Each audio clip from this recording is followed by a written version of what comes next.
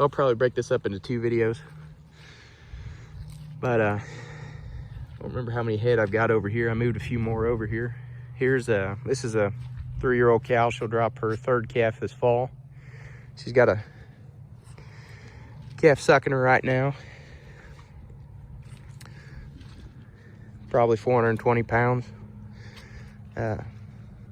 She got bred back and had him on time. The right season. She's doing a good job. Got plenty of milk, holding together well. And usually if they have that 2nd calf on time, they'll stick around for a while. She's doing a good job.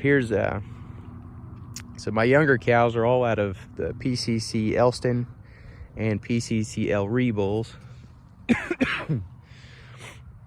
And you'll be able to tell the difference. I'll point it out to you, but this 115 heifer here, she's an Elston daughter. They're a little bit smaller frame. Their heads are a little bit more compact. You know, just working with them every day, I can tell. I've seen the bulls and can tell the difference in the heifers for sure. But she's a yearling heifer. Should be on track to breed this fall, or to calve this fall. These cattle have gotten smaller. I was calving heifers at 1,000 to 1,100 pounds. Now they're pretty consistently down to 750 or 800, maybe a little bit bigger than that, and we're not having any calving problems. And like I said, we could run a lot more of them. This heifer, she's gonna should calve around starting middle of April to 1st of June.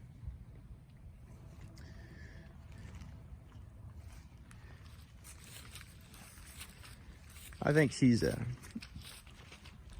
Emery or a Elston heifer too. These are some Emery heifers. There's a little bit of an age difference here.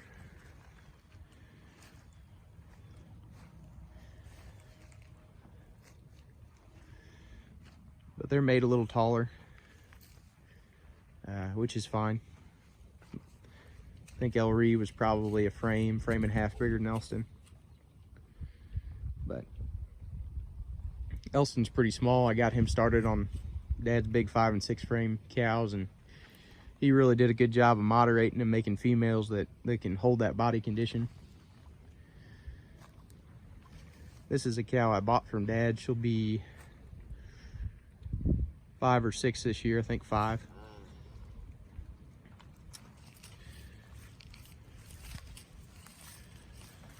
Good cow. You know, to me, she's probably about the right size. She's probably 4 frame cow. She'll calve this spring. And she stays in good body condition all year round. She's got a pretty good wedge shape to her. She gets bigger as you move back. Got plenty of room for having a calf, carrying the calf, and storing enough feed in the belly to go every year. So there's the difference. A couple years will change them. My Angus papers, the research I've done there says that a cow will grow about 2 inches a year. And a bull of the same frame, I think, should stay in 2 inches taller than a cow of the same frame. So this heifer here on the left probably be a little bit taller than that one if I was guessing, man. They're not standing quite on flat ground.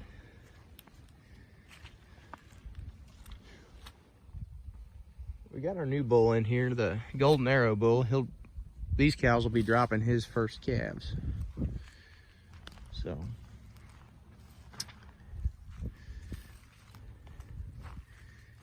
now here's a cow out of that black granite bull I was telling you about.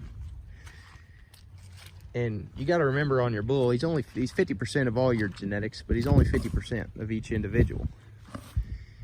And that is an awesome cow. She's got a good udder, good feet, good calving ease. Her capacity is awesome. But she was out of one of my best cows. So she had a lot of sisters that didn't make the cut. And she's a little bit on the big side here.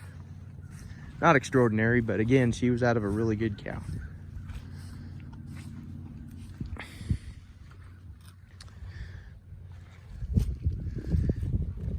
They're pretty full of hay here, so you can kind of see.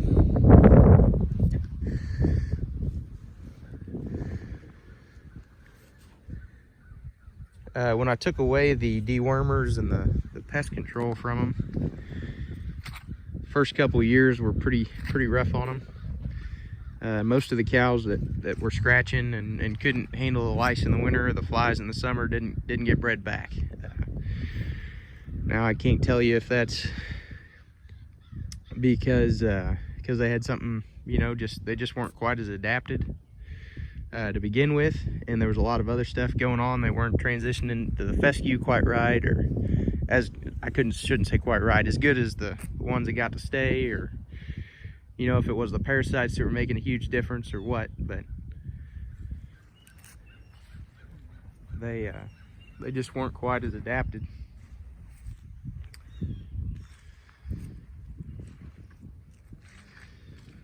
This will be another one of those Elston heifers.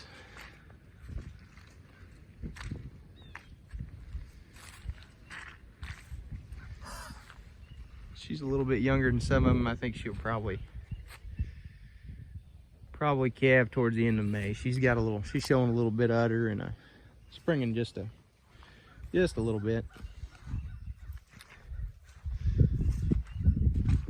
But they really, I mean, we've got pretty decent hay, good grass, and then I think it's a 10-year-old alfalfa stand that's been reseeded with fescue red clover.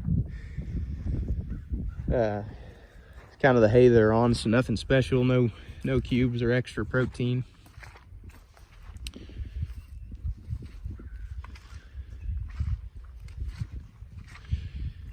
And we try to time it so nothing's milking too hard.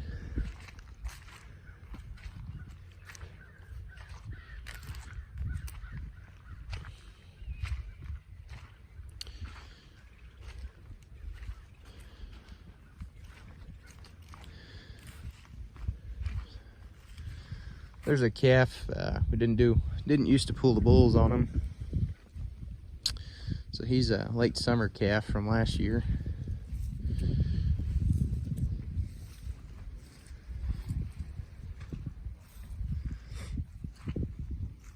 Another one of those late spring calves, and they haven't had anything extra. We weaned them in November and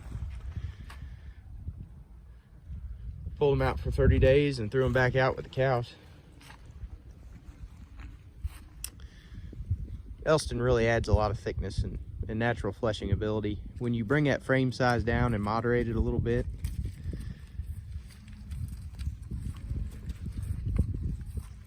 it just really helps them hold and maintain that body condition. I've noticed it a lot in my sheep. Sheep will be hog fat on something a cow would starve on, and I guess they call it relative feed intake. They just have, for every bite of grass that a 1,000-pound cow takes, it's going to be about the same size as the bite of grass a 1,400-pound cow takes, and it's gonna do more for them just because they can convert more of that to fat stores than they have to maintain energy.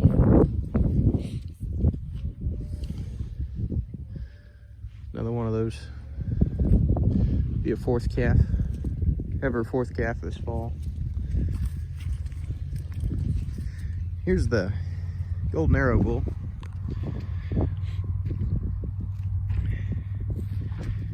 We're talking about wedge shape. This is a PCC golden arrow bull. He was 18 months last spring, so he'd be about 2.5 right now.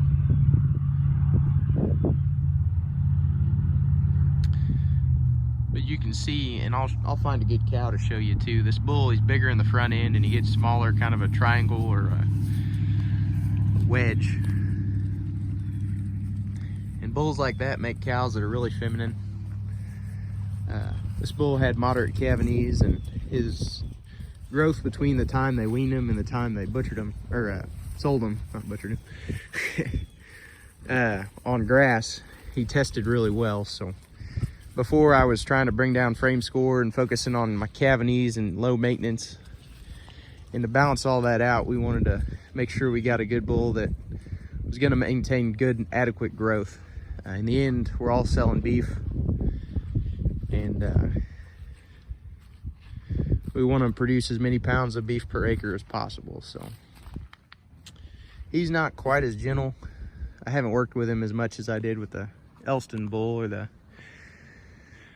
whatever, the Emery bull. Elston, he's just naturally puppy dog gentle. You can, and his calves show that.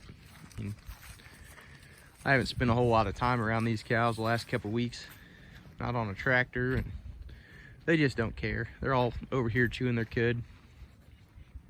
Couldn't care much. But he makes the Elston bull makes really gentle cattle. Emery, he was respectful, no issues. He wouldn't run from you or anything, but he didn't care too much to be scratched. And this bull's kind of the same way, you know. And again, I like to be able to walk up and scratch my bulls, and if I was being quiet, had him up in a hay pile, I could certainly do that. But you can get them too gentle too. And probably the most dangerous bulls I've seen are the ones that are puppy dog gentle and they want to play with you. So I don't mind having a good, respectful bull as long as his calves aren't skittish. And you put him in with a good set of cows, and he's never run from me or anything. So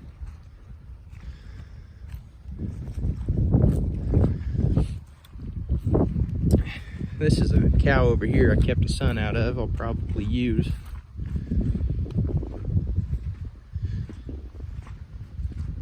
And as far as the wedge shape, I think she does a really good job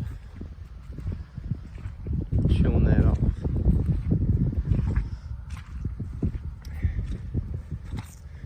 Yeah, here's a 71 cow. And you can see she's taller in the back, and she kind of triangles down towards the front. Got that wedge. That means she's got more room to have a calf, more ability to hold and convert forage. She's got a good udder, good feet. She's a good moderate cow, stays in good condition all year. Breeds back easy. You can see the wedge shape over the top too, is how she gets smaller towards the front, more room towards the back. So